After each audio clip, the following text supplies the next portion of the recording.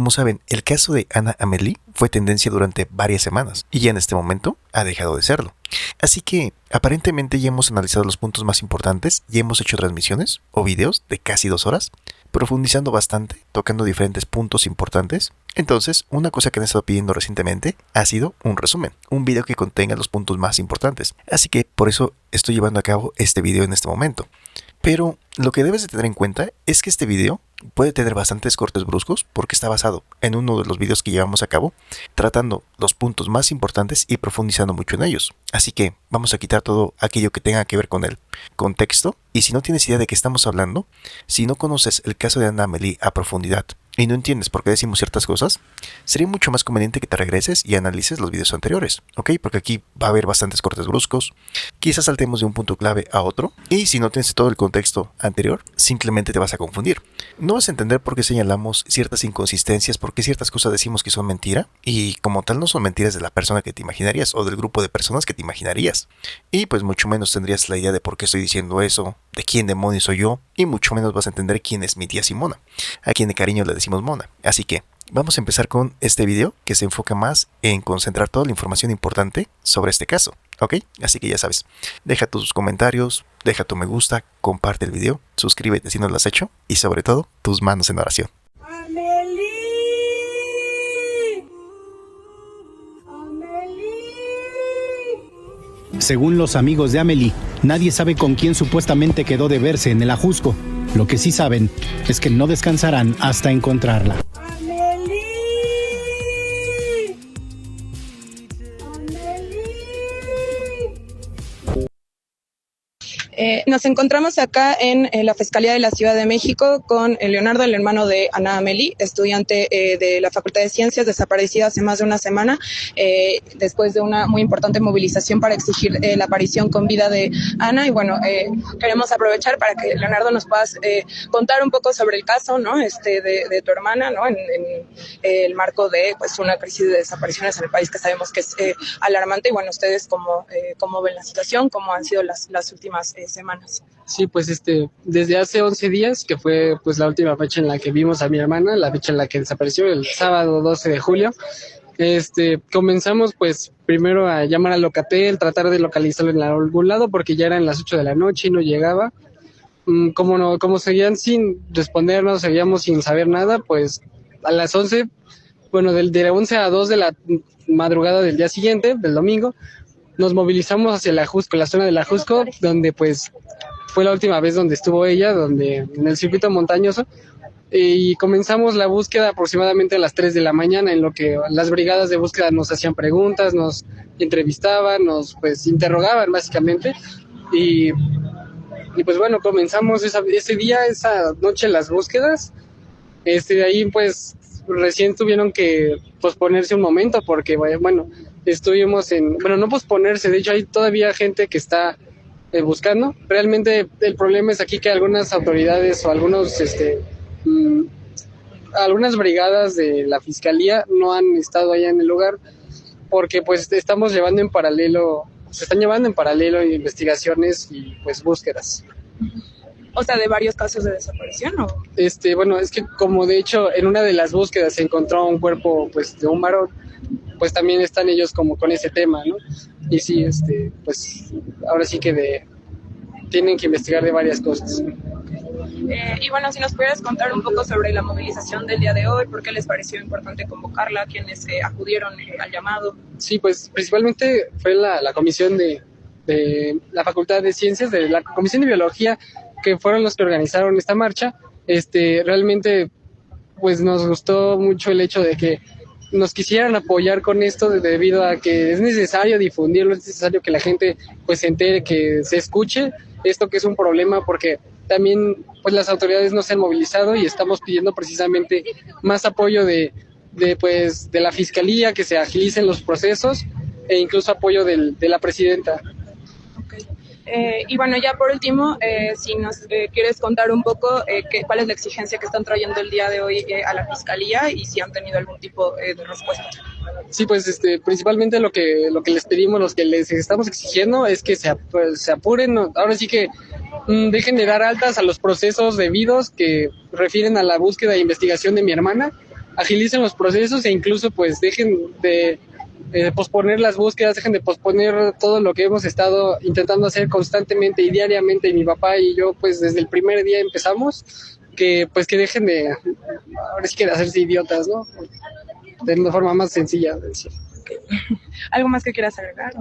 Pues solo un llamado a la gente en general, a los estudiantes, a las personas que están en casa, que están, no sé, que vean esto, que estén en la escuela, que por favor, pues nos apoyen mucho, porque no es posible que vivamos en un país donde no podamos ni salir a la calle y ya nos anden intentando secuestrar, no podemos ir a algún lugar a divertirnos, a despejar nuestra mente, porque en una de esas no regresamos a nuestras casas y nuestras familias nos han de estar buscando y sin saber si estamos vivos, si estamos pues ya fallecidos, ¿no? Entonces, solo por favor, debemos de cambiar esto ya.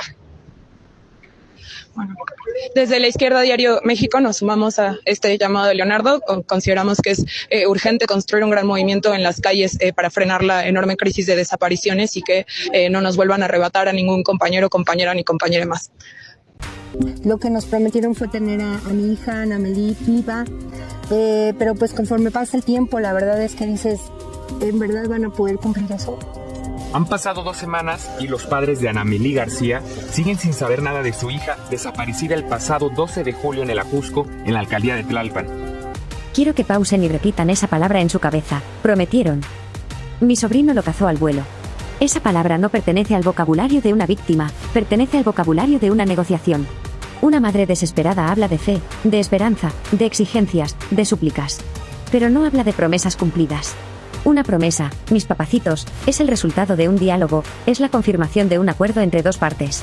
Implica que alguien, del otro lado de la línea, le dijo, la tenemos, estas son las condiciones, y te doy mi palabra de que la devolveremos. No hay otra interpretación lógica. Punto. Esto establece una nueva realidad, hay una comunicación activa con la gente que la tiene. Y es aquí donde el teatro se convierte en una farsa grotesca y ofensiva. La señora suelta esta bomba nuclear, esta pieza de información que debería cambiar el rumbo de toda la investigación, y de repente, un silencio sepulcral. Y como lo detectó mi sobrino con una precisión de cirujano, casualmente, los medios de comunicación le tendieron una alfombra roja de silencio para que caminara sobre ella. Piénsenlo, mis cielos. Decenas de reporteros, de cámaras, de micrófonos, y ni uno, tuvo la decencia o los pantalones para hacer la pregunta más básica del periodismo. Señora, perdón, ¿quién se lo prometió? ¿A eso le llaman periodismo? No, mis vidas.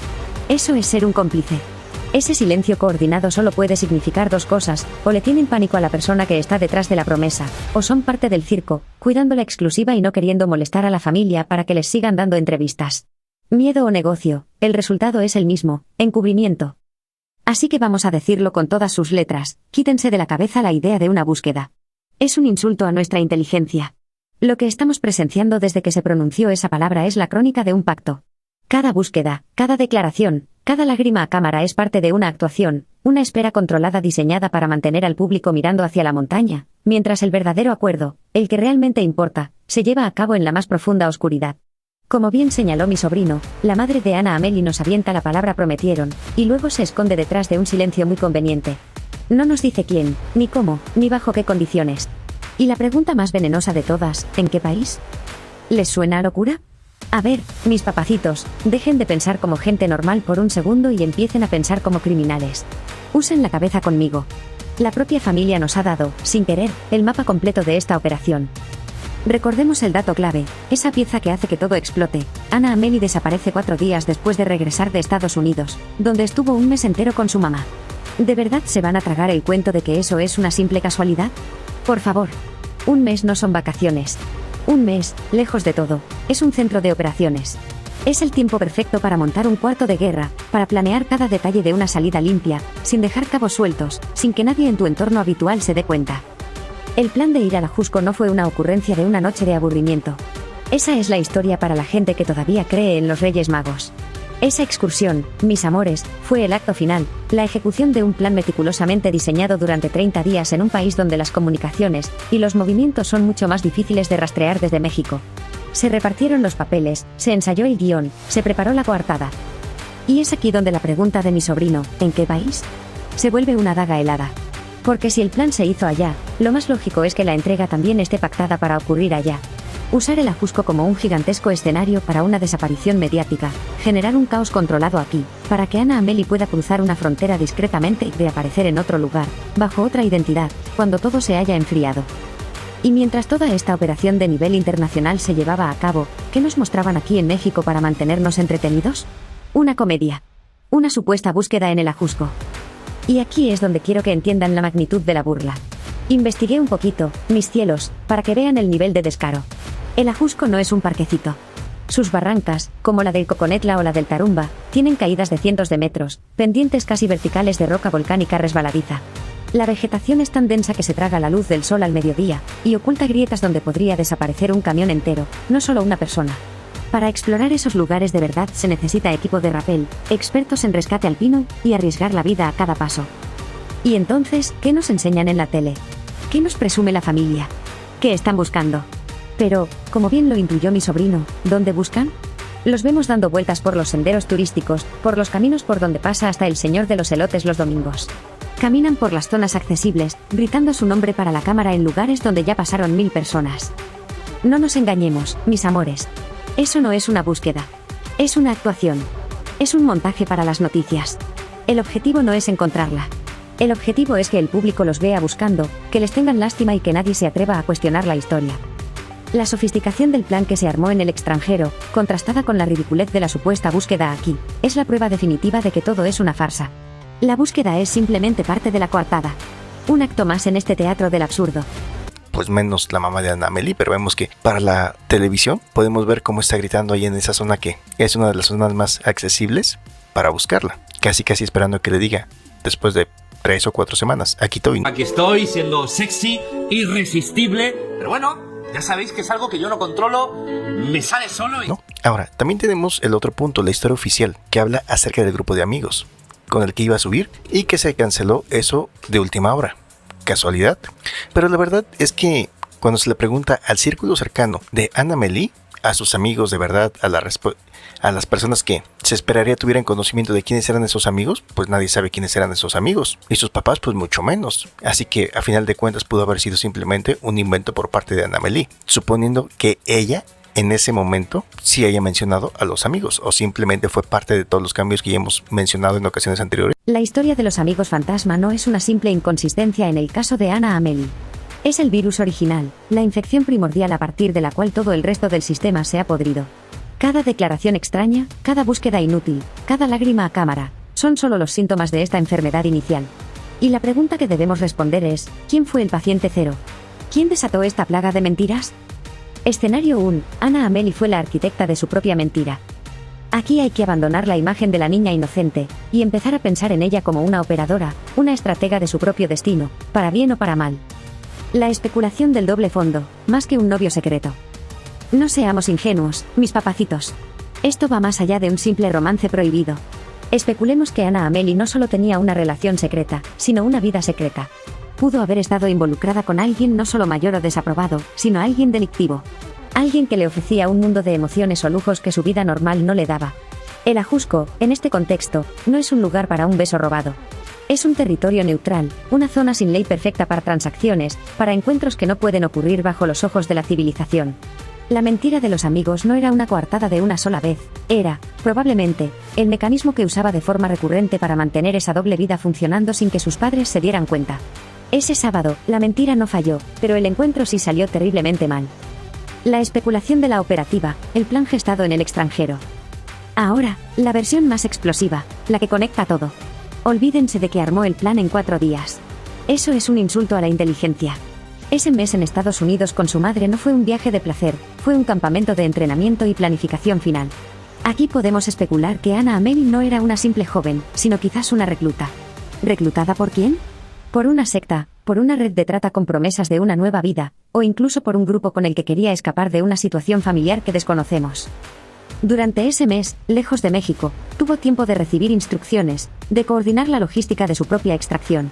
La mentira de los amigos del Ajusco no fue una invención suya, fue la contraseña que le dieron, la fase 1 de un protocolo de desaparición que ella siguió al pie de la letra. Ella no fue a la montaña a caminar, fue a un punto de recogida preestablecido, creyendo, quizás, que iba hacia una nueva vida. En este escenario, Anna Amelie no es una víctima pasiva, Es una participante activa en el primer acto de su propia tragedia. Escenario 2. La familia fue la creadora de la mentira. Esta es la posibilidad más perturbadora, porque convierte a los guardianes en los arquitectos de la confusión. La especulación del pánico y la vergüenza, la mentira como escudo. Imaginemos la noche del sábado. La hija no llega. Las horas pasan. El pánico se instala. Pero no es solo miedo por ella, es también un terror paralizante a la culpa y al juicio. ¿Qué tal si la verdad era mucho más cruda?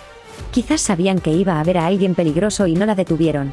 O peor, quizás hubo una pelea terrible en casa esa mañana y ella se fue azotando la puerta. Al desaparecer, el peso de esa negligencia o de ese conflicto se vuelve insoportable. Por lo tanto, en un pacto de pánico entre los padres, crean una mentira piadosa para el mundo exterior. Iba con amigos. Es una mentira que nace del deseo desesperado de no ser vistos como los padres que fallaron, una pequeña bola de nieve de autoprotección que, con cada entrevista, se convirtió en una avalancha que los sepultó a ellos mismos en su propio engaño. La especulación de la conspiración familiar, la mentira como arma. Ahora, la verdad más fría. ¿Y si la mentira no fue un escudo, sino un arma? Sí, como hemos teorizado, existe un pacto, un acuerdo para la entrega de Anna Amelie, entonces la mentira de los amigos fantasma es la jugada de apertura más brillante y despiadada que se pueda imaginar. Fue creada de antemano, como parte del plan general. Su función es diabólica, crea un agujero negro investigativo. Le das a la policía un objetivo falso y etéreo para que gasten semanas persiguiendo fantasmas. Mientras las autoridades están entretenidas buscando a un grupo de jóvenes que no existen, los verdaderos actores tienen todo el tiempo del mundo para mover sus piezas, para sacarla de la zona, del país si es necesario. La mentira no solo desvía la atención, aniquila activamente cualquier posibilidad de una investigación real desde el primer minuto. Es una obra de ingeniería del engaño, diseñada no para proteger su reputación, sino para proteger la integridad de toda la operación. En última instancia, mis amores, el origen de la mentira es casi secundario. Su mera existencia es la confesión. Es el grito silencioso que nos dice que, desde el principio, el viaje de Anna Amelie al Ajusco tuvo un propósito oculto que debía ser protegido a toda costa, incluso a costa de la verdad. Buscando a Amelie García, la chica desaparecida en el Ajusco el sábado 12 de julio. Lo más nuevo, las imágenes del C5 captaron por última vez a Amelie ingresando a la ruta de senderismo ya en el Ajusco. La búsqueda ya se extendió a carreteras de salida de la Ciudad de México. Pero nada, sin resultados. Hoy platiqué con Ricardo García, el papá de Amelie. Aquí les dejo un resumen de esa conversación. 10 días de terror, 10 días de pesadilla, Ricardo. Sí, correcto, tal cual lo mencionas. Y bueno, empezamos a buscarla el sábado por la noche, entramos a la Ajusco el domingo a las 3 de la mañana y bueno, pues de ahí no hemos parado, ¿no? Simplemente lo mínimo para poder dormir un poco y pues coordinarnos con autoridades, amigos, voluntarios, familia, que bueno, que han querido participar y que por supuesto nos han ayudado mucho. ¿En qué van? Porque este fin de semana, que se ordena además una búsqueda a tope y se utilizan todos los recursos. Creo que yo pocas veces he escuchado que se dé este esfuerzo, ¿no? de búsqueda y localización de una persona extraviada en la zona del Ajusco. Creí que algún resultado iba a haber. Y llega el martes y seguimos en la misma, Ricardo. Sí, se han hecho muchos esfuerzos de rescate. Lamentablemente el Ajusco es un lugar inmenso. Entonces, poder acceder a áreas muy, digamos, bajas, de lo que serían las áreas boscosas, es una labor que cuesta mucho trabajo y muchas veces las autoridades confían en helicópteros o en drones, pero esos aparatos no pueden llegar tan a fondo y lo vimos el domingo que entramos a las zonas muy bajas. Es prácticamente es un lugar inexplorado, ¿no? Entonces probablemente pudiera estar en esos puntos y eso es lo que estuvimos analizando el día de ayer en una junta en la comisión. Y, ¿La Comisión Nacional de Búsqueda? La Comisión de Búsqueda de la Ciudad de México. Okay. Y bueno, se van a iniciar labores de búsqueda puntuales en esas zonas. Ese sábado 12 de julio, 4 de la tarde, que tienes el último contacto, que Amelie te envía la fotografía, una fotografía ampliamente difundida, donde ella incluso luce su casco de senderista, te la manda y luego de ahí se rompe cualquier comunicación. Sí, la comunicación se pierde alrededor de las 5. Digo, cuando yo le vuelvo a insistir de dónde la veo, el Ajusco no tiene señal, ¿no? Entonces era relativamente pues lógico que no me respondiera inmediatamente o que no recibiera los mensajes. Entonces sí, a partir de las 5 es cuando se pierde y ahí insistimos, pero realmente llega un punto en el que decimos ya no puede ser que tal vez se le acabó la pila, pero yo hubiera llegado, nos hubiera llamado de algún otro lado y es donde activamos las alertas con las autoridades. Muy bien, mis amores, pongan atención a esta parte, porque es una joya. El padre de Ana Amelie nos habla de dos cosas, lo difícil que es buscar en el Ajusco y cómo perdieron la comunicación. A simple vista, parece el relato de un padre angustiado. Pero para nosotros, es un mapa de la estrategia. Primero, hablemos de la búsqueda imposible. El propio padre dice que los drones y los helicópteros no sirven de mucho, que hay zonas tan bajas y profundas que son prácticamente inexploradas. Y aquí, mis cielos, tiene toda la razón. De hecho, se queda corto. Investigué cómo estuvo el clima en esos días de julio en la Ciudad de México. Julio es el pico de la temporada de lluvias. Días y días de aguaceros torrenciales que convierten la tierra en lodo. Ahora imaginen eso en las barrancas del Ajusco, que tienen caídas de 50 o hasta 100 metros. El agua arrastra todo hacia el fondo, tierra, rocas, y sobre todo, toneladas de hojas y ramas. Lo que se forma ahí abajo, mis papacitos, no es un simple charco. Es una trampa mortal. Una especie de pantano espeso, una composta natural de varios metros de profundidad. Un suelo falso que te tragas si tienes la mala suerte de caer ahí. Por lo tanto, si la teoría del accidente fuera cierta, si Ana Amelie se hubiera resbalado, es muy probable que su cuerpo no estuviera simplemente tirado. Podría estar sumergido, sepultado bajo varias capas de materia orgánica, en un lugar donde ni los perros, ni los drones, ni un ejército de personas podrían detectarlo jamás. Sería, literalmente, parte de la montaña. Pero aquí viene la cizaña. El padre usa este argumento, la imposibilidad de una búsqueda real, no para aceptar que quizás nunca la encuentren si fue un accidente, sino para hacer lo contrario.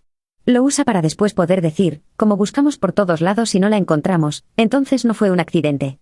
¿Se dan cuenta de la genialidad? Él mismo nos describe un escenario donde encontrarla sería un milagro, y luego usa la falta de ese milagro como prueba para impulsar su otra teoría. Es un argumento circular perfecto que lo blinda por todos lados. Ahora, hablemos de los mensajes y la señal.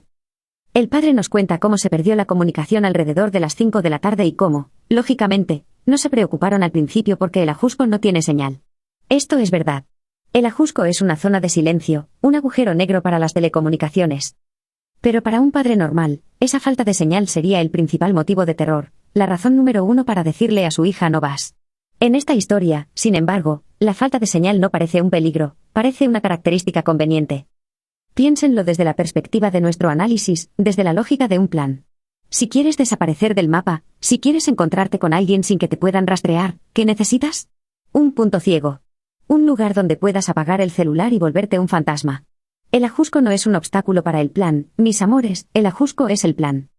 Por lo tanto, esa última comunicación a las 5 de la tarde no necesariamente significa que ahí se le acabó la pila o se perdió la señal. Pudo haber sido la hora pactada para el apagón. La hora de desconectarse para entrar en la siguiente fase de la operación.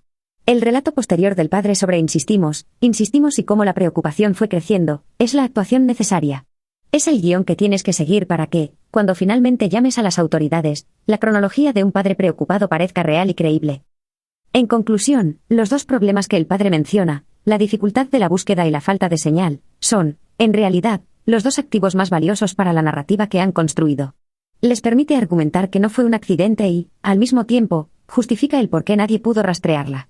Es una coartada perfecta, cortesía de la geografía y la física del propio Ajusco. ¿Cuánto tiempo tenía Amelie yendo al Ajusco, practicando el senderismo? Tendría alrededor de 1 año y medio, aproximadamente. ¿Conocía ya la zona del Ajusco? ¿Era un lugar donde frecuentaba? Pues estamos seguros que conocía 2 rutas distintas de llegada a la cima. Eso nos lo confirmaron las personas que subieron previamente.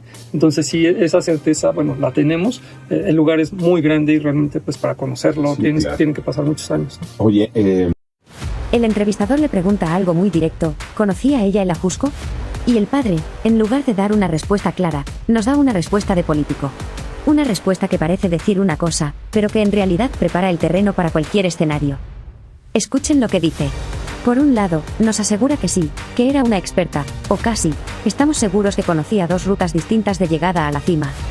Y por otro lado, inmediatamente después, se cura en salud y nos dice que en realidad no era tan experta, el lugar es muy grande y realmente pues para conocerlo tienen que pasar muchos años. ¿Se dan cuenta de la jugada, mis papacitos? Es una respuesta perfectamente contradictoria y, por lo tanto, perfecta para su narrativa. Por lo tanto, con esta respuesta, logra 2 cosas al mismo tiempo. Justifica el permiso, al decir que conocía 2 rutas, justifica por qué un padre responsable la dejaría ir. Nos vende la imagen de que ella no era una novata, que sabía lo que hacía. Esto es fundamental para que la historia inicial de una simple excursión con amigos suene creíble. Prepara la coartada del accidente, Al añadir que el lugar es muy grande y se necesitan años para conocerlo, inmediatamente nos planta la semilla de la duda. Nos está diciendo que, aunque sabía por dónde ir, el Ajusco es tan traicionero que hasta alguien con su experiencia podría haberse perdido, resbalado o caído en una barranca. Es la justificación perfecta para la teoría del accidente que manejaron durante las primeras semanas. Es una narrativa a prueba de balas, mis cielos. Si Anna Amelie hubiera regresado sin problemas, la historia sería claro, ella es muy experimentada. Pero como desapareció, la historia se convierte en claro, es que el Ajusco es muy peligroso, incluso para alguien que conoce las rutas. La respuesta del padre no es la de un hombre recordando honestamente las habilidades de su hija. Es la de alguien recitando un guión cuidadosamente preparado para que, pasara lo que pasara, siempre tuvieran una explicación a la mano. No es una descripción, es una coartada con dos caras. El grupo de senderistas que no conocía con el que sube ha declarado, de acuerdo con lo que yo he leído, que ella les dice, yo aquí me quedo, ustedes bajen, ahorita yo bajo, me sé el camino de regreso. Es así lo que han declarado.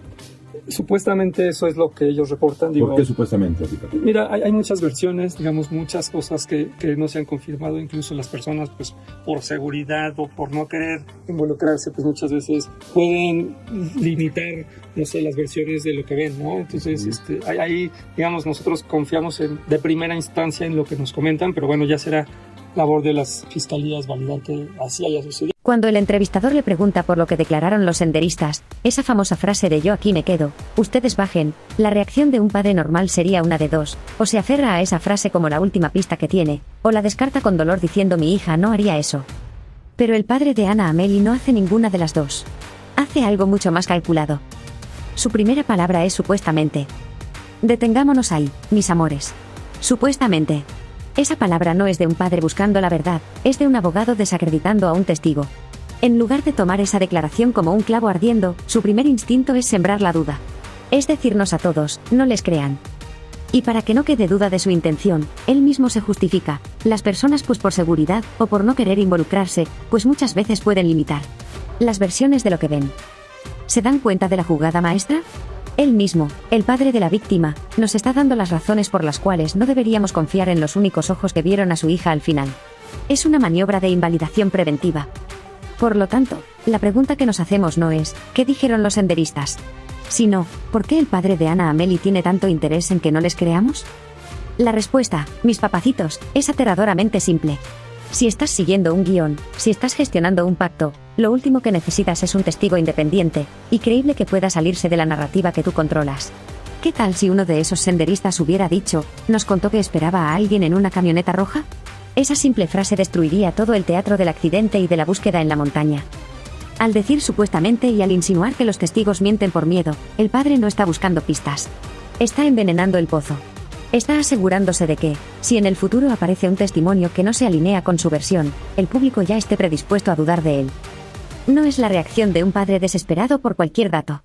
Es la acción de un director de escena que está eliminando de la obra a los actores que no puede controlar. ¿Tú ibas a recoger a Amelie en algún punto ese sábado?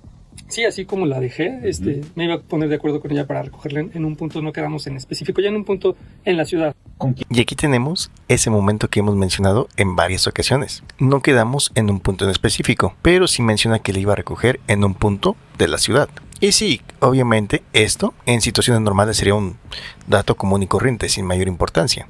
Pero ¿por qué hemos señalado este punto en repetidas ocasiones? Primero, vamos a recapitular las cosas que hemos mencionado, y una de ellas es que el acto de recoger a Anna Amelie en algún punto en específico de la ciudad, así como la había pasado a dejar, tenemos que si el último contacto con Amelie es a las 5 de la tarde, ella está supuestamente en la cima del Pico del Águila, acorde a lo que supuestamente ha mencionado, aunque ya quedamos que las fotografías, tal como lo aclararon las personas que conocen el lugar, tal como muchas personas me lo aclararon también en los comentarios en los primeros videos que llevé a cabo sobre el caso de Anna Amelie, es que me decían, eso no es el Pico del Águila, eso es la Cruz del Marqués. Pero bueno, otro de los puntos que también hemos mencionado, ¿de dónde sacó que eso era el Pico del Águila? Él lo supuso, así le dijo Anna Amelie, también es otro de los datos que nos han aclarado.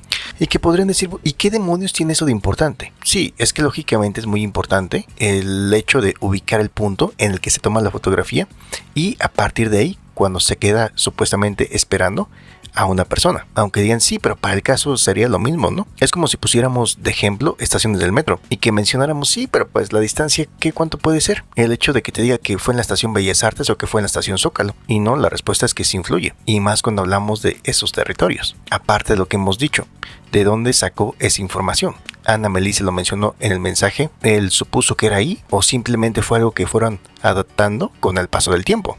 Entonces, recapitulando, tenemos que el último contacto con Ana Meli es a las 5 de la tarde y que ella está supuestamente acorde a la versión que él menciona en el Pico del Águila, aunque ya quedamos que la fotografía corresponde a la Cruz del Marqués. Ahora, simplemente hagamos el cálculo básico. ¿A qué hora le iba a recoger? Si sumamos que tuviera entendido que a las 5 de la tarde ella empezaría a bajar, incluso para alguien con un poco de experiencia, no es un paseo. Estamos hablando de 2 o 3 horas mínimo y en un momento de lluvias, que como ya lo hemos dicho, ¿saben? Así, aunque estuviéramos hablando de un adulto responsable, aunque tú estuvieras hablando de, pues sí, es que mi mamá ya es una persona responsable, o mi papá es una persona completamente responsable, es un adulto responsable que fue a hacer un trabajo a esa zona. Pero si estamos hablando de una zona alejada, si estamos hablando de una zona con lluvias, como que tendré que generarte un poquito más de, pues un poquito más de preocupación, ¿no? Además de que ya también aclaramos que según lo que se mencionó después, esas fotografías no corresponden a las 5 de la tarde, sino que a las 2 o 3 de la tarde. Ya después también se acomoda la versión y se dice, bueno, es que posiblemente en ese momento que se toman las fotografías a las 2 o 3 de la tarde, aún estaban en una zona donde no había señal, y la señal agarró ya hasta más tarde. Así que regresando al tema, 5 de la tarde, la Cruz del Marqués, que se imaginaban que era el Pico del Águila. Y eso nos pone en un escenario en el que a las 8 de la noche estaría en la base de la montaña, claro, si es que todo sale bien. Pero imagínate, sin tener conocimiento de si llevó el equipo necesario, el tema de la lluvia, el tema de que no se habían podido presentar sus supuestos amigos, que como ya lo comentamos, lo más probable es que sea únicamente como parte del invento que se hizo, porque como tal no ha salido ni uno de esos supuestos amigos que no pudieron presentarse, ni a dar entrevistas, ni a dar declaraciones, ni se ha dicho que alguno de sus amigos haya aportado información ante las autoridades. ¿Por qué? Pues lo más probable es que ni siquiera existan, y que simplemente fue un invento, ya sea de Ana Meli, o incluso hasta de los padres. ¿Para qué? Pues quizás para no verse tan alcahuetes. La historia de los amigos fue una mentira desde el principio, y que como lo mencionamos, que la historia de los amigos simplemente fue una coartada. Y por lo tanto por eso se ha tenido que ir adaptando a lo largo del tiempo para que no se vaya escuchando la historia como tan ridícula. Y que el plan de recogida no era como tal lo que se menciona, sino era para alguien que iba a un encuentro con una hora de regreso incierta. Así que precisamente por esta clase de cosas es que la gente ha señalado que lo que escuchamos como tal por parte de la mamá pues parece más una estrategia tipo política, hablando de los protocolos que deberían de seguir las autoridades, las diferentes dependencias del gobierno, que coincide mucho lo que menciona ella con la nueva ley de poder acceder a la información de las personas, de redes sociales o de medios de comunicación, mucho más sencillo, y que como tal es lo que ha mencionado, ¿no? Para supuestamente buscar. Y hay mucha gente que dice, de los que sí tienen hijos obviamente, dicen, si estuviéramos en esa situación en plena búsqueda, desde el día 1, desde el día 2, desde la primera semana, ¿qué demonios iba a estar pensando yo en que si los protocolos y lo que deberían de hacer y hablándote como político, y hablándote de los planes casi a futuro, ¿no? De lo que aplicó la señora Wallace en su momento, ¿lo recuerdan? De ingresar a la política y que después se demostró que era únicamente un invento. Y también pues, lo asocian con el caso de Frida Sofía, por esos temas que hemos mencionado en reiteradas ocasiones, donde no solamente basta que la persona cuente su historia, narre los acontecimientos de una forma que genere muchos puntos, que en el fondo sabes como que hay algo más, sino que aparte también que los medios de comunicación te echen la mano para no hacer énfasis en esas preguntas, como por ejemplo en el caso de que le prometieron que se le entregarían con vida, y decir, o sea, sí, pero ¿bajo qué condiciones? ¿O qué tiempo le mencionaron, no? ¿Y quién? ¿Cómo? ¿Cuándo? ¿Puestos? Mi sobrino, el gran máster gorila, detuvo la cinta en el momento exacto en que el padre habla del plan de recogida. Y yo, su tía Mona, voy a explicarles por qué esa declaración no es una simple inconsistencia, es una confesión de que todo el castillo de naipes es una mentira. A ver, déjenme ponerles un ejemplo personal.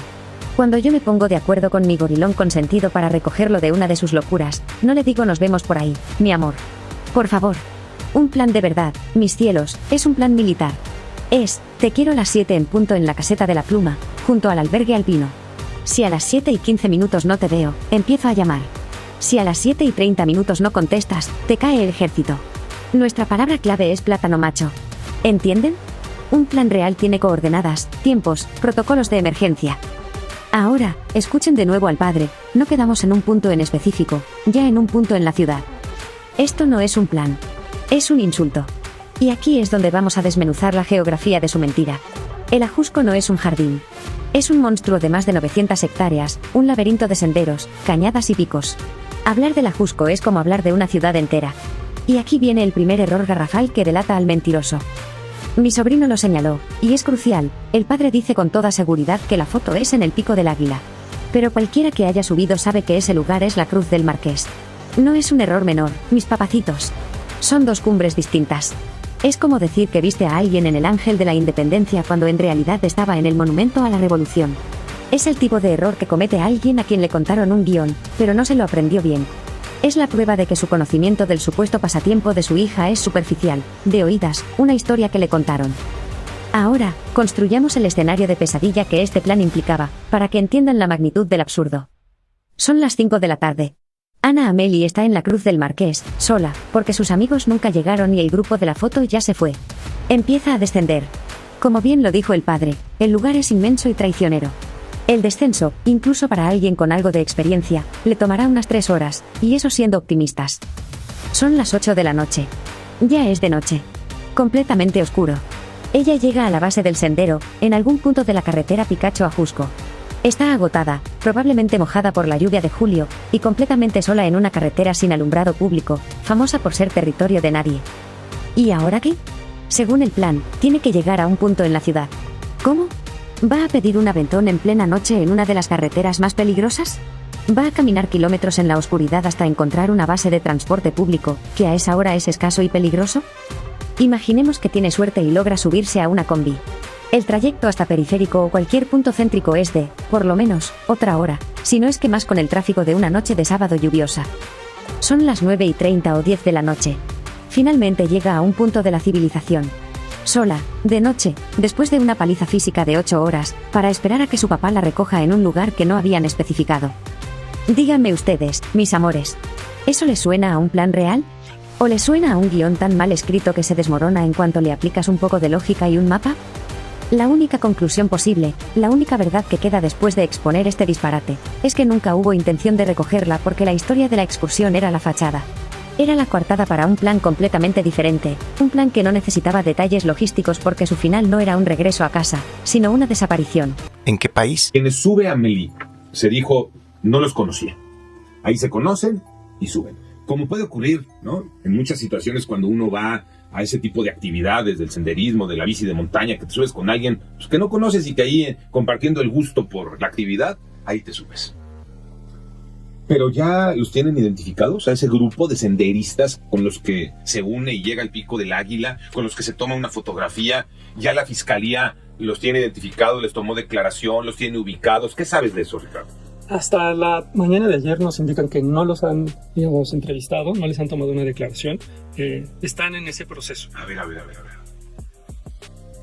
Las últimas personas con las que estuvo Amelie, ¿no les han dicho ven y dinos y platícanos y cuéntanos? Hay dos grupos. Las personas que trabajan como tal en el Ajusco, ayudando a los senderistas para los recorridos, que están en el lugar y que estuvieron el domingo incluso ayudando a buscarla, ya se reunieron con la fiscalía, ya presentaron sus declaraciones, pero hay otro grupo que son el grupo, digamos, de senderistas que Amelie encuentra en ese trayecto de ascenso y con los que se toman las fotos. Yo tengo entendido que no se han presentado y no han levantado la mano para decir, oigan, aquí estamos, podemos aportar información, ¿no? A ver, mis amores, pongan atención a este juego de manos, a esta trampa para tontos.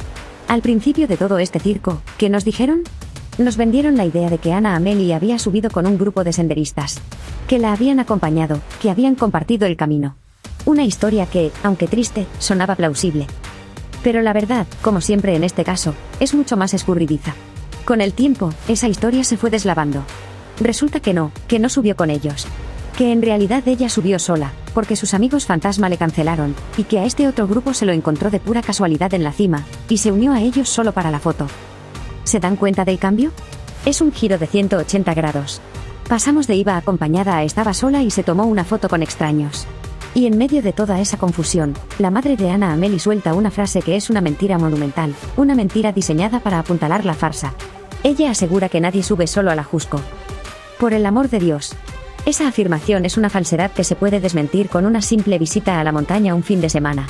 El Ajusco está lleno de gente que sube sola, de corredores, de veteranos que se conocen cada piedra. Decir que nadie sube solo no es ignorancia, mis cielos. Es una mentira estratégica. Por lo tanto, ¿para qué decir una mentira tan fácil de desmentir? Lo hacen para cerrar una puerta, para aniquilar una posibilidad que no les conviene, la de que Anna Amelie, por su propia cuenta, se haya accidentado o se haya encontrado con el peligro estando sola. Si ellos logran instalar en la mente del público la idea de que es imposible subir solo, entonces la conclusión forzosa es que ella tenía que estar con alguien. Y ahí es donde entra el grupo de la fotografía. Ese grupo de senderistas no son testigos, mis papacitos. Fueron usados. Fueron convertidos, sin saberlo, en los actores de reparto de esta obra. La manipulación inicial de decir que subieron con ella fue para crear una falsa sensación de seguridad, para que la historia no sonara tan alarmante desde el principio. Cuando esa mentira ya no se pudo sostener, cambiaron la versión a se los encontró arriba. Pero el daño ya estaba hecho. La idea de un grupo ya estaba sembrada. Esa gente, que tuvo la mala suerte de cruzarse con ella para una foto, se convirtió en la coartada perfecta y móvil. Son el chivo expiatorio narrativo. Su existencia le permite a la familia decir estuvo con gente, mientras que su calidad de desconocidos les permite desacreditar su testimonio, como ya vimos que hizo el padre. En resumen, la historia de los senderistas es un caos deliberado. Es una cortina de humo que se modifica según la necesidad del guión. Empezó como una mentira para dar seguridad, fue sostenida por otra mentira de la madre para eliminar posibilidades, y terminó siendo una verdad a medias para tener a un grupo de testigos a quienes poder invalidar. No nos confundamos, esos senderistas no son una pista, son parte de la distracción. Si no la levantan ellos, entonces la autoridad tendría que decir, oigan, vengan, porque identificados están en la fotografía. Digo, y simplemente nadie está señalando nada, simplemente para que cuenten, ¿no? Todo esto que se dice, que si Amelie les dijo, váyanse, bájense, conozco el camino de regreso, y no se preocupe, podría ser un buen punto de la investigación. Creo que podría ser un buen punto de la investigación. Esas fotografías que están y circulan de Amelie en la cima, ¿es la fotografía que a ti te manda? ¿O esas fotografías quién se las toma? Porque uno entendería, pues a ti te manda una selfie, pero esas fotografías se ven tomadas por alguien, porque incluso se ve ella de espaldas, en otra de frente, pero alguien como que se la tomó de lejos. Y luego está otra fotografía donde está con este grupo de senderistas. ¿Se sabe quién toma esas fotos, Ricardo? Sí, uno de los guías nos comentó el domingo, inmediato a la búsqueda, que él fue el que les tomó la foto. De hecho, él nos compartió esas fotos. Simplemente le pidieron que les tomaran las fotos y él pues le tomó el celular y así lo hizo, ¿no? Y él es el que tiene esas fotos y las comparte. Sí, correcto. Ok. Oye, ¿y cómo es la búsqueda ahí arriba? Porque... A ver, mis papacitos, hagamos memoria. Cuando las primeras imágenes de Anna Amelie en la cima empezaron a circular, ¿qué fue lo primero que pasó? La jauría de las redes sociales, siempre hambrienta de un villano, se lanzó al cuello del grupo de senderistas que aparece con ella. Los comentarios eran brutales. ¿Por qué la dejaron sola? Seguro ellos le hicieron algo. Investiguen a los de la foto. Era lo más fácil, ¿verdad? Culpar a los últimos que la vieron, a los extraños en la montaña. La opinión pública ya les había puesto la soga al cuello. Pero entonces, justo cuando la presión sobre ese grupo estaba llegando a un punto de ebullición, un punto donde quizás se hubieran visto forzados a dar más y más detalles de su encuentro con Anna Amelie, el padre sale a escena y ejecuta una de las jugadas más brillantes y sutiles de todo este caso. En la entrevista, él no solo aclara quién tomó la foto, él redefine por completo el papel de cada persona en esa cima. Y lo hace creando una jerarquía de testigos, una pirámide de credibilidad diseñada por él mismo. En la base de la pirámide, en el lodo de la duda, coloca al grupo de senderistas. Los extraños, los turistas. A ellos, como ya vimos, los despacha con un supuestamente, insinuando que su testimonio no es de fiar, que tienen miedo, que no quieren involucrarse. Con esto, le quita el foco de encima al grupo, sí, pero más importante, le resta valor a cualquier cosa que puedan decir en el futuro. Los neutraliza. Y en la cima de la pirámide, en un pedestal de absoluta credibilidad, coloca a una nueva figura, el guía. Piénsenlo, mis cielos. ¿Por qué inventar o especificar que fue un guía? Porque un guía es la figura perfecta. Es un local, un profesional, alguien que se percibe como neutral y confiable. No es un amigo, no es un extraño sospechoso, es casi una autoridad. Por lo tanto, al decir que fue este guía quien tomó la foto, el padre logra varias cosas a la vez. Limpia la escena del crimen narrativo, desvincula al grupo de senderistas del acto de tomar la foto. Ya no son los últimos que tuvieron su celular, ya no son los autores de la evidencia. Los convierte en simples extras, en parte del paisaje. Les quita la pólvora de las manos. Autentifica su propia evidencia, la foto, ahora tomada por un guía, adquiere un peso casi notarial. Ya no es una simple selfie de grupo, es un documento casi oficial, capturado por una fuente fidedigna. Centraliza el poder, y aquí está la joya de la corona. Este guía confiable no le dio las fotos a la policía ni las subió a internet. No. Se las dio directamente a la familia. Con este movimiento, el padre se asegura de que la prueba visual más importante del caso pase por su filtro. Él y su familia se convierten en los únicos dueños y distribuidores de la última imagen de Ana Amélie con vida. Se dan cuenta de la maestría. No fue una simple aclaración para defender a los muchachos de la foto. Fue una reorganización total del campo de batalla. Fue separar a los testigos en dos grupos, los no confiables que podrían hablar de más, los senderistas, y el confiable que convenientemente solo hizo una cosa, tomar una foto y entregársela a él. Así que no, mis amores. Cuando el padre hizo esa aclaración, no estaba buscando la verdad. Estaba haciendo control de daños y consolidando su poder sobre la narrativa. Estaba decidiendo por todos nosotros quién en esta historia merecía ser escuchado y quién no. Después de lo que nos acabas de decir, de no han citado, no han llamado, no han hecho, no han el otro, a mí sí ya me surge la duda de si se está dando todo este despliegue o no para localizarla y cómo se ha dado ese despliegue. O sea, si hay un equipo de especialistas, si hay todo este trabajo que dicen interdisciplinario para echarles la mano y tratar de encontrarla. Sí ha habido, son diferentes etapas. En las primeras horas es una búsqueda rápida. Se enfocan realmente en encontrarla en los senderos, ¿no? Principalmente en las zonas cercanas por las que ella pudo haber pasado. También lamentablemente no teníamos una precisión del último punto donde se vio. Esto fue ya días después. Y conforme van pasando los días, se van integrando más y más equipos y se van replanteando las estrategias, ¿no? O sea, ya el fin de semana ya fue una búsqueda muy detallada, ya incluso en zonas, no dentro de la Jusco, sino en algunas zonas carreteras. Entonces, digamos que va modificándose eso conforme van pasando los días y también conforme se van incorporando más organismos del gobierno. Sí, porque entiendo que tal vez ya en las líneas de investigación hayan salido de la zona de la Jusco, después de tantos días de búsqueda y de no encontrar, tal vez ya estén en otros rumbos, Ricardo. Correcto, sí, existe esa posibilidad.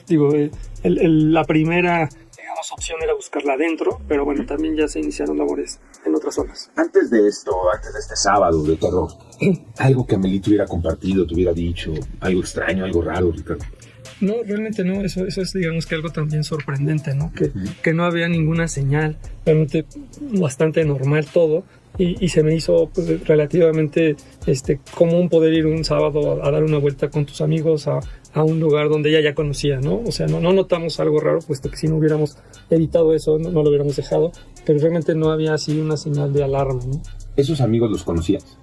No, porque yo le pregunto que quiénes eran, pero ella ya, yo olvidé preguntárselo antes de dejarla, porque fue, digamos, un poco rápido el lapso entre que me pidió permiso y, digamos, me lo dijo una noche antes y salió temprano, entonces no se lo pregunté, ya se lo pregunté después de que la dejé, le dije, oye, se me olvidó, no me dijiste con quién exactamente fuiste, pero bueno, ya en ese ínter ella me contesta cuando ya está hasta arriba y me dijo que se unió a otro grupo, que no llegaron sus amigos, pero que se unió a otro grupo. A ver, mis papacitos, quédense conmigo y sigamos la línea de tiempo que el propio padre nos regala, para que vean cómo nos quiere tomar el pelo. Él dice que no se le hizo nada raro porque su hija le avisó una noche antes que iba a ir con unos amigos a un lugar que ya conocía. Vamos a dibujar este escenario. Imagínenlo. Día 0, Ana Amélie aterriza en la Ciudad de México después de estar un mes en Estados Unidos. Un mes, mis cielos. Eso es una desconexión casi total de su vida aquí. Día 1 y 2, desempacar, adaptarse al horario, saludar a la familia, ponerse al corriente. Lo normal. Día 3, viernes por la noche, de repente, de la nada, le dice al papá, oye, mañana me voy a escalar el Ajusco con unos amigos. Día 4, sábado por la mañana, se van. ¿De verdad nos quieren vender que esa secuencia es normal? Que una chica que acaba de llegar de un viaje largo, en menos de 72 horas, ya organizó una excursión de todo un día. Es aquí donde el análisis de mi sobrino, el gran máster gorila, se clava como un puñal. Porque no es solo la prisa, es la cadena de casualidades imposibles que el padre pretende que nos traguemos. Analicemos esta sarta de absurdos, uno por uno. Primera casualidad absurda, la prisa del plan. ¿Con cuáles amigos? ¿Con los que no habló en un mes? ¿O es que el plan se armó por telepatía mientras ella volaba de regreso? Es una logística que simplemente no cuadra. Segunda casualidad absurda, la reacción del padre. A pesar de esta prisa inexplicable, a él no se le hace nada raro. Cualquier otro padre prendería las alarmas. ¿Cómo que ya te vas? ¿No acabas de llegar? ¿Quiénes son? ¿Desde cuándo planearon esto? Pero no, para él, todo es normal. Tercera y la más brutal de todas, el olvido. No solo le parece normal, sino que, en medio de esa normalidad, se le olvida preguntar lo más básico, ¿cuáles amigos? Es una amnesia tan conveniente que es insultante. Cuarta casualidad absurda, esos mismos amigos, por los cuales casualmente se le olvidó preguntar, casualmente le cancelan o no llegan a la mera hora. ¡Qué suerte tan específica! Quinta casualidad absurda, y para rematar, esos amigos que son el pilar de toda esta historia normal, no solo no aparecen ese día, sino que siguen sin aparecer hasta hoy. Se los tragó la tierra. No hay un solo nombre, ni un testimonio.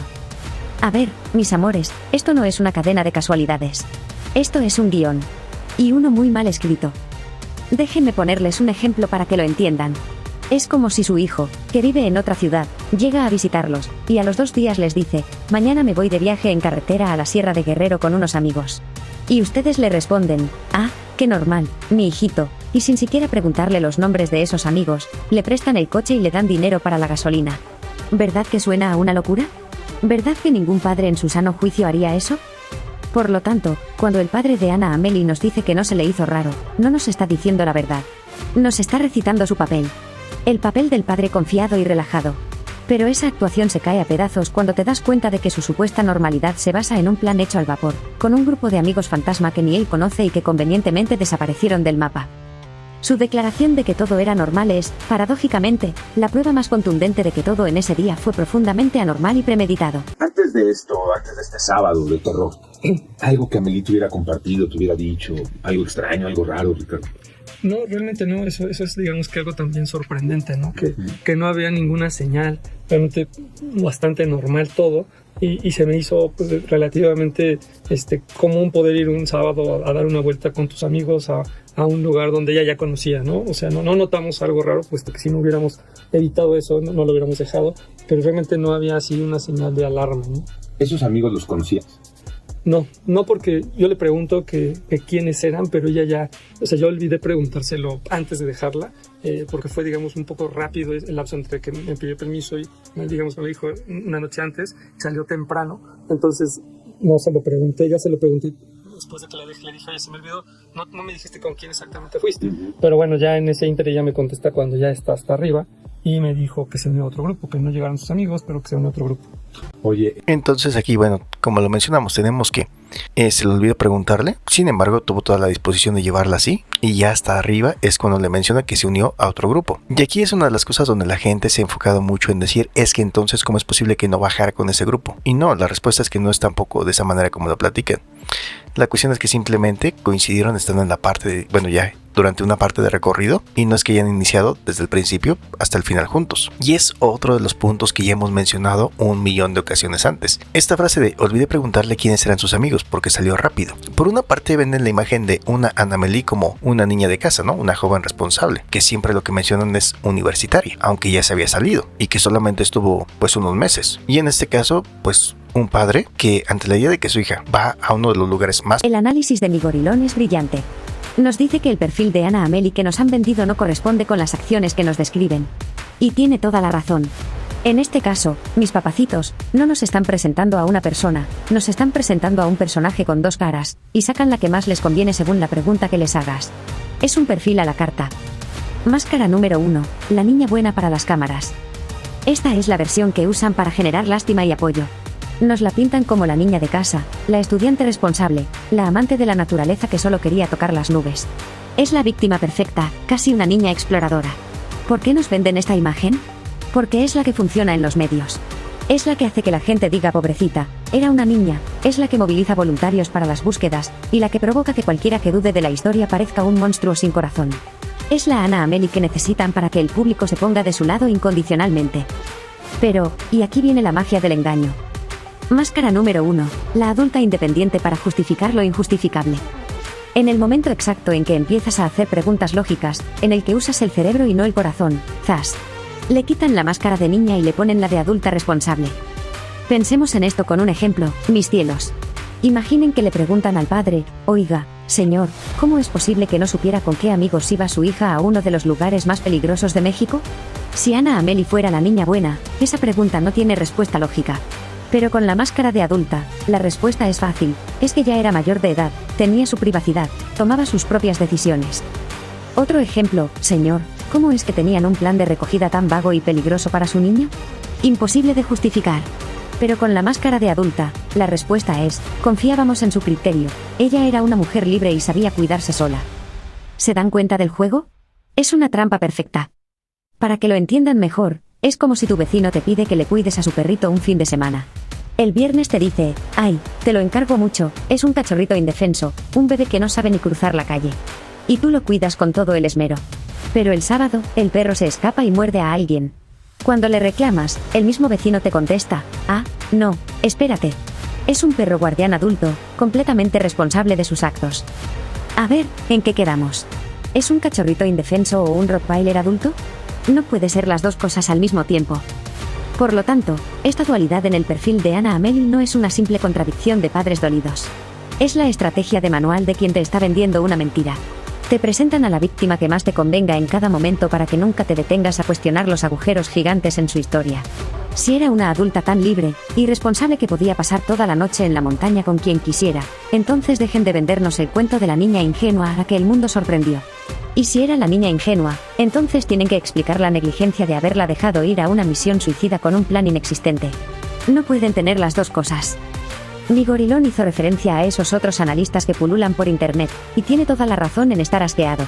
Vamos a explicarlo de una manera más sencilla para que entiendan la diferencia entre hacer análisis y hacer relaciones públicas. A ver, mis papacitos, la mayoría de esos creadores no están buscando la verdad. Están buscando una cosa, acceso. Su meta final no es resolver el caso, es conseguir la medallita de la familia. Me dio una entrevista exclusiva. Por lo tanto, todo su análisis se convierte en una estrategia para quedar bien. Es el periodismo del lambiscón. No muerden la mano que esperan que les dé de comer. ¿Y cómo funciona esta estrategia en el caso de Anna Amelie? Es muy simple. Funciona evitando, a toda costa, las preguntas que realmente importan. Son las preguntas prohibidas, las que un verdadero analista haría, pero que ellos no tocan ni con un palo. Déjenme darles ejemplos concretos de lo que un analista de verdad preguntaría, y que ellos jamás harán. La pregunta prohibida 1, la promesa. Verán que repiten 1000 veces que la mamá tiene esperanza. Pero jamás, escúchenme bien, jamás se sentarán frente a ella y le preguntarán directamente, señora, con todo respeto, ¿quién exactamente le hizo la promesa de que le entregarían a su hija con vida? Necesitamos nombres, fechas, condiciones. No lo hacen porque esa pregunta incomoda, porque rompe el papel de víctima, y los pone en una posición de interrogatorio. La pregunta prohibida 2, los amigos fantasma. Los oirán hablar con tristeza del grupo de amigos que le canceló. Pero nunca le dirán al padre, señor, ¿cómo puede ser normal que su hija fuera con amigos, si usted mismo admitió que se le olvidó preguntar un solo nombre? ¿Nos explica esa contradicción? No lo hacen porque eso sería señalar una negligencia o, peor aún, una mentira. Y un lambiscón nunca acusa. La pregunta prohibida 3, la logística absurda. Llorarán con la familia recordando el día de la desaparición. Pero jamás les pondrán un mapa en la mesa y les dirán, a ver, explíquennos como si fuéramos tontos. ¿Por qué dejaron a su hija en el Auditorio Nacional, a una hora de la Jusco, para un plan de recogida nocturno que era prácticamente un suicidio? La logística no tiene ningún sentido. No lo hacen porque eso es confrontar, es usar la lógica, y la lógica es veneno para una narrativa emocional. ¿Se dan cuenta, mis cielos? Su método es simple, repiten la versión de la familia, le echan flores a su valentía, lloran con ellos y culpan a la incompetencia de las autoridades en general. Son un eco, no una voz. Nosotros, mis amores, no buscamos una entrevista. Buscamos la verdad. Y la verdad, a diferencia de una exclusiva, no se consigue con halagos. Se consigue con preguntas incómodas.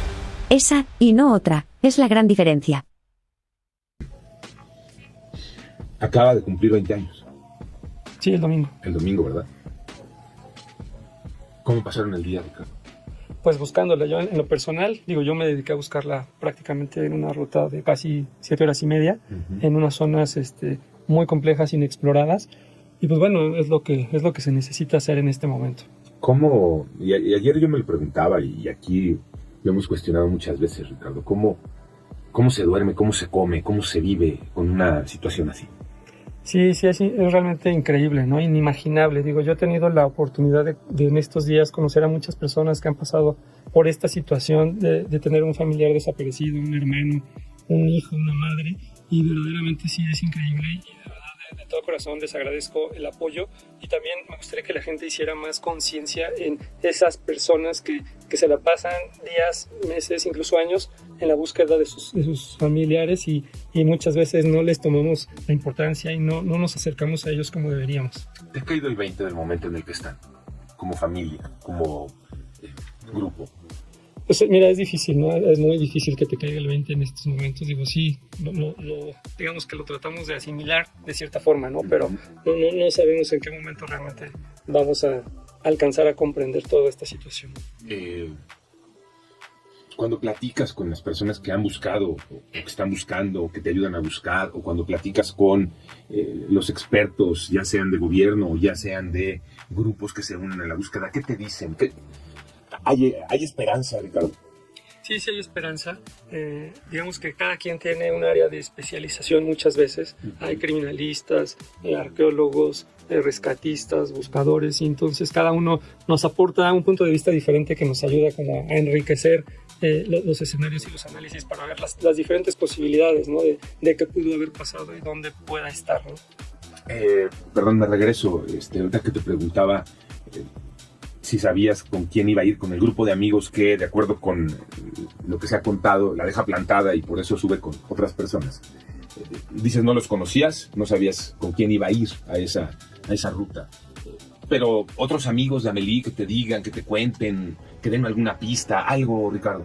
Sí, hemos platicado con amigos con los que subió en ocasiones anteriores. Nos apoyaron compartiéndonos las rutas específicas que recorrieron anteriormente. Entonces eso nos ayudó a entender pues por dónde ella ya había subido y descendido. Entonces eso nos permite saber qué rutas son las más probables por las que ella tuvo que haber pasado, puesto que eran las rutas conocidas. Sin embargo, bueno, pues en esta ocasión sí no tenemos ya el dato específico de las personas que subieron y que la encontraron. ¿Qué nos cuentas de Amélie? Pues bueno, Amélie es una niña muy linda, la verdad, digo, no porque sea mi hija, o sea, realmente sí, era una niña linda, la gente que la conoce podría compartirlo, le gustaba mucho la naturaleza y por eso hacía ese tipo de cosas, ¿no? Yo no como que no iba tanto en esa línea, pues no solía ir con ella a esas rutas, pero pues sí, una niña, la verdad, con todo el futuro por delante, ¿no? Digo, para conocer un poquito más, y discúlpame la pregunta, y si me meto de más, entiendo si no nos cuentas. ¿Amélie vivía contigo? Sí, correcto. A ver, mis papacitos, pongamos la escena. El entrevistador, tratando de ayudar, le lanza un salvavidas al padre. Le hace una pregunta lógica, pero otros amigos de Amélie que te digan, que te cuenten, que denme alguna pista, algo. Es una pregunta sobre personas. Sobre el círculo cercano, sobre conversaciones, sobre el estado de ánimo de Ana Amélie. Le están pidiendo una clave humana. ¿Y el padre, qué responde? Responde hablando de mapas. Dice, sí, hemos platicado con amigos con los que subió en ocasiones anteriores, nos apoyaron, compartiéndonos las rutas específicas que recorrieron anteriormente. ¿Se dan cuenta de la sutileza de la jugada? Le preguntan por el quién y él contesta con el dónde. Le preguntan por pistas sobre la vida de su hija, y él responde con un reporte de topografía. Pero esto no es un simple malentendido. Es una evasión deliberada y tiene un propósito muy claro. Al hablar de amigos de ocasiones anteriores, hace dos cosas brillantemente. Evita el presente, desvía por completo la atención del círculo de amigos actual de Ana Amélie. Mantiene a los amigos fantasma en su nebulosa, y se asegura de no introducir en la conversación a ningún amigo real y reciente que pudiera ser entrevistado y, quizás, contar una versión que no se ajuste al guión familiar. Estos amigos del pasado son testigos seguros, porque solo pueden hablar de hechos viejos, de rutas, de geografía. No saben nada del plan actual. Refuerza la narrativa del accidente. ¿Para qué demonios te sirve saber las rutas que ella conocía? Únicamente si estás operando bajo la teoría de que se perdió o se accidentó. Su respuesta está diseñada para alimentar esa narrativa inicial, la del trágico extravío en la montaña. Es una forma de decirle al público, ven, estamos enfocados en la búsqueda física, en la montaña, cuando ya hemos establecido que esa búsqueda es un teatro. Por lo tanto, esta respuesta no es un intento de aportar luz. Es un intento de apagar cualquier foco que apunte a la vida personal y reciente de Ana Amélie. Es como si tu sobrino desaparece y cuando le preguntas a su papá, ¿hablaste con sus amigos para saber si andaba en malos pasos? Él te contesta, sí, hablé con sus compañeros de la primaria, y me dijeron que le gustaba mucho jugar al fútbol en el patio. No tiene nada que ver. Es una respuesta que crea la ilusión de cooperación, la fantasía de que se está investigando, pero que en realidad es un muro de contención. Es una forma de decir, de su vida y sus amigos de ahora no vamos a hablar. Hablemos mejor de mapas, de senderos, de la montaña. Porque la montaña, mis amores, no habla. Y eso, para ellos, es perfecto. Adelante, ¿no? Digo, para conocer un poquito más, y discúlpame la pregunta, y si me meto de más, entiendo si no nos cuentas. ¿Amélie vivía contigo? Sí, correcto. ¿La relación con su mamá? Su mamá ha estado desde hace algunos años en Estados Unidos, pero recientemente viajó un mes para pasar como las vacaciones con ella. Entonces estuvo pues por ahí de principios de junio a principios de julio. Entonces considero que también tenían una relación buena, aunque no tan cercana, pero justo aprovechando pues estos días, ¿no? Como de vacaciones. Entonces yo creo que también era una relación, digamos, buena dentro de lo que cabe, ¿no? Dices principios de julio, es decir, prácticamente acababa de regresar a casa después de estar unos días con su mamá. Sí, literal tenía 4 días de regreso. Pues esa misma semana. Así es. Ok. ¿Qué le pides a las autoridades? El padre de Ana Amelie nos cuenta, como si fuera un detalle sin importancia, la geografía de su familia, la mamá en Estados Unidos, él en México. Y en medio de esa distancia, el dato que lo ilumina todo, ese mes entero que Ana Amelie pasó de vacaciones con su madre justo antes de desaparecer. Y luego, por supuesto, la casualidad de que la mamá pudo volar a México casi instantáneamente. A ver, mis papacitos, dejemos de ver esto como un simple drama familiar, y empecemos a verlo como una operación con una logística impecable, con 2 bases de operaciones. La base en México, con el padre, es el teatro de operaciones. Él es el actor en el terreno, el que ejecuta las acciones visibles, el que la lleva, el que reporta, el que da la cara en las primeras búsquedas. Pero la base en Estados Unidos. ¡Ay, mis cielos! Ese es el verdadero punto de interés. Ese mes de vacaciones fue la incubadora del plan. Piénsenlo. Un mes es una eternidad para una mente joven con un secreto, con un proyecto. Un mes lejos de su entorno, de su rutina, de la supervisión diaria de su padre. Es la ventana de oportunidad perfecta, el único momento en el que se pudo planear algo tan complejo sin levantar sospechas. En ese mes se pudieron hacer las llamadas, mandar los mensajes, contactar a las personas necesarias. Y aquí es donde uno no puede evitar hacerse la pregunta más incómoda de todas, la que flota en el aire como un fantasma. Con la mamá ahí mismo, a su lado durante 30 días de conversaciones, de convivencia. ¿Qué tanto supo? ¿Qué tanto vio o escuchó? ¿O es que el plan, mis amores, se tejió quizás, hasta con su mamá? No lo podemos asegurar, claro, pero la coincidencia es demasiado brutal como para ignorarla. Por lo tanto, la llegada casi inmediata de la madre a México después de la desaparición ya no parece una simple reacción de pánico. Parece una movida coordinada. Una persona que vive en otro país, sorprendida por una tragedia, tarda en reaccionar, en conseguir un vuelo, en arreglar sus asuntos. Pero alguien que ya está sobre aviso, alguien que quizás sabía que se activaría un protocolo, actúa con una eficiencia que asusta. Su regreso no parece el de una madre sorprendida por la crisis, sino el de alguien que ya estaba preparada para ella. Así que no, mis cielos. La dinámica de esta familia no es un dato al azar. La separación física, ese mes de planificación en Estados Unidos, y la llegada cronometrada de la madre a México son las piezas que nos sugieren una operación coordinada. Una operación cuyo cerebro estuvo en Estados Unidos y cuyo escenario, la gran cortina de humo, fue la montaña del Ajusco. A la gente, a los medios. ¿Qué pides, Ricardo? Pues mira, primero les agradezco mucho todo el apoyo a las autoridades, a la Comisión de Búsqueda de la Ciudad de México, a toda la gente que yo he estado con ellos todos estos días y de verdad no he tenido tiempo de darles las gracias. Primero que nada les agradezco a los voluntarios, a los solidarios. Les pido a las autoridades pues bueno, que no escatimen recursos en la búsqueda, ¿no? En el análisis, en la inteligencia, y si requieren apoyo de otras dependencias que tengan la tecnología o los equipos necesarios para localizarla, que la soliciten, que no se queden limitados en lo que ellos solo, digamos, disponen internamente. Nos queda un minutito, Ricardo. ¿Cómo fue? Es que estoy mirando justamente las fotografías en la tele. ¿Nos puedes platicar cómo fue ese sábado? Esas últimas horas que conviviste con ella. Sí, realmente fue poco tiempo, nos despertamos y incluso yo le dije, oye, creo que ya te tienes que ir porque me dijiste que ibas a ir con tus amigos y normalmente esas rutas sales temprano, ¿no?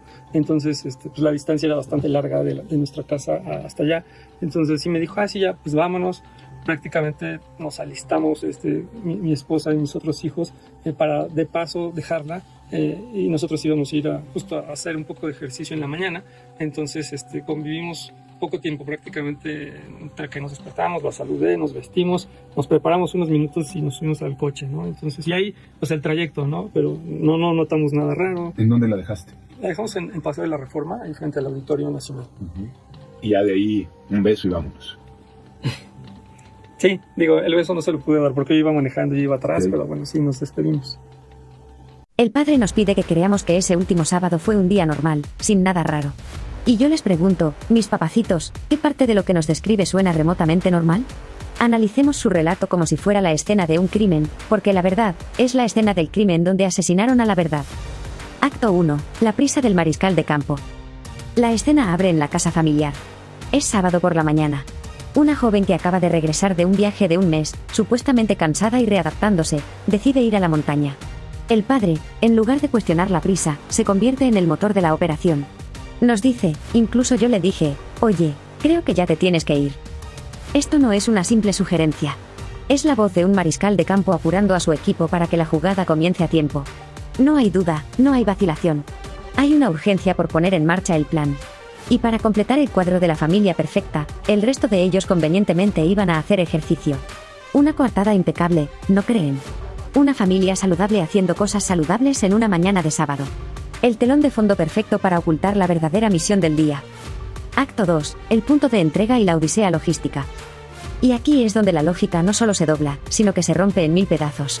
El padre nos confiesa que el punto de entrega fue el Auditorio Nacional. A ver, mis cielos que conocen esta monstruosa ciudad. Imaginen la escena. Dejan a esta joven en pleno Paseo de la Reforma, una de las avenidas más caóticas del mundo.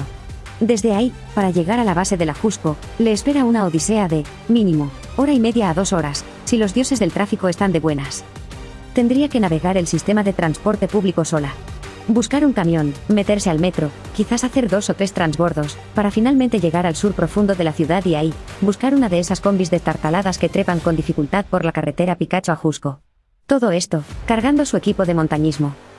Y esto nos lleva a la prueba física, la evidencia irrefutable que aniquila toda su historia, la mochila. Miren esta foto. Miren la mochila que lleva Ana Amélie. Es una mochilita de día, una bolsita. Ahora, déjenme ponerles un ejemplo. Cuando mi sobrino, el gran Master Gorila, se va a trepar un cerro de verdad. Por el amor de Dios. Su mochila parece que se va a mudar a la luna una semana. Carga 3 litros de agua, comida, un botiquín completo, chamarra impermeable, guantes, lámpara frontal, una batería externa, mapa, brújula. Pesa un demonial. Porque la montaña no perdona y la preparación es la diferencia entre la vida y la muerte. Ahora, vuelvan a mirar la mochila de Ana Amélie.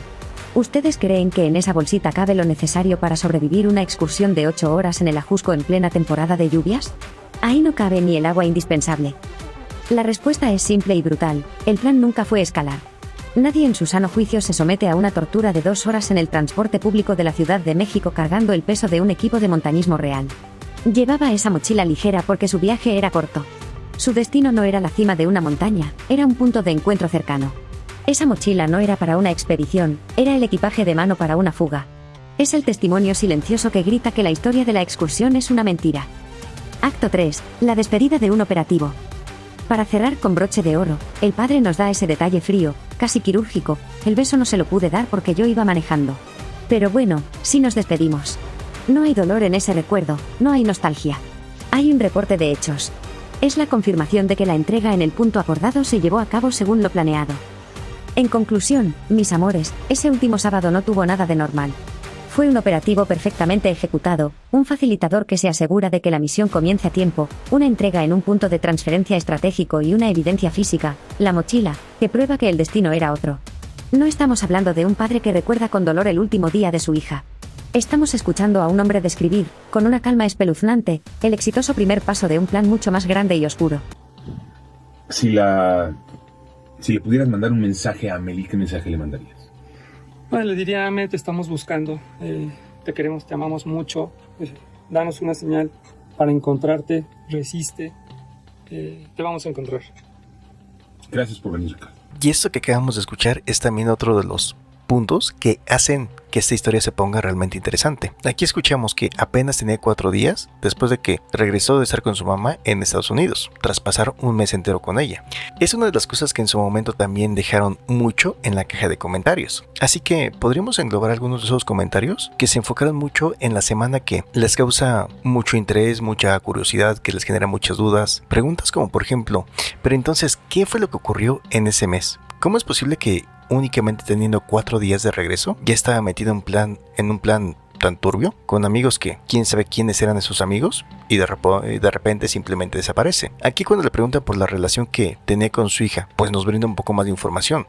ya que tenemos que entonces su mamá vivía en Estados Unidos. Pasa un mes entero con su hija, adolescente. Un mes intenso de convivencia, de conversaciones, pues de situaciones que llegan a pasar, ¿no? Entre una convivencia madre-hija, es lo que mencionaban mucho en los comentarios, tanto de roces, de planes, de confesiones, y 4 días después de que llega simplemente se ejecuta un plan para irse a la parte más peligrosa de la ciudad con un grupo de amigos que nadie conoce, bajo lo que parecería más como una tipo coartada, ¿no? Y otra de las preguntas que también surgían, ¿cómo es que se puso tan rápido de acuerdo con los amigos? O sea, es decir, todavía no llegaba y ya estaba armando ese plan, a su mamá le había comentado algo de ese plan, o el plan inició justo en el momento en el que llegó. Sí, porque dirá la gente, ¿no? Lo que regularmente ocurre es que cuando llegan después de haber estado un mes en otro lugar, y en este caso incluso hasta en otro país, si se puso a coordinar esto desde antes de llegar, pues a lo mejor hasta le comentó a su mamá, ¿no? ¿Te saben? Y es cuando surgen las dudas, los comentarios, y si la clave nunca estuvo en la montaña, si la clave está en ese viaje. Bueno, esto fue lo que se mencionó ya hace algunos días. Ahora escuchemos recientemente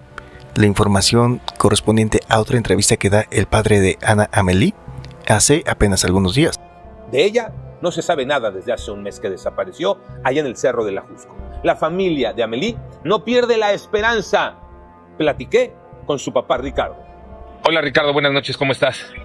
Hola Alejandro, muy bien, muchas gracias. Ricardo, pues nada más molestándote un mes después de que desapareció Amélie, tu hija, preguntarte cómo van las cosas, ¿qué ha pasado, Ricardo? Pues mira, en temas de búsqueda, en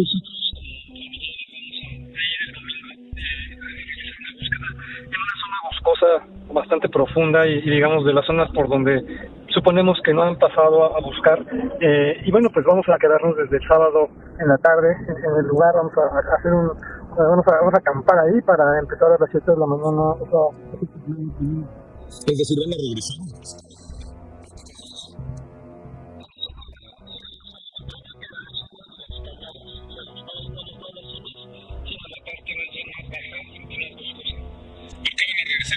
Ricardo, una vez que ya incluso el gobierno de la Ciudad de México y de Morelos y del Estado de México habían dicho que ya no iban a buscar ahí, que iban a buscar por caminos, carreteras y otros lugares.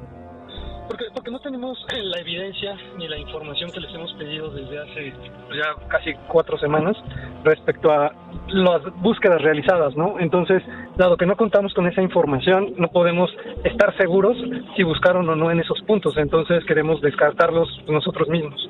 ¿Qué te dicen cuando les preguntas, Ricardo? Acerca de la investigación, sí. Sí, ahorita que dices, es que no nos han comentado pues cómo van, qué han hecho, hacia dónde han ido, por dónde han buscado.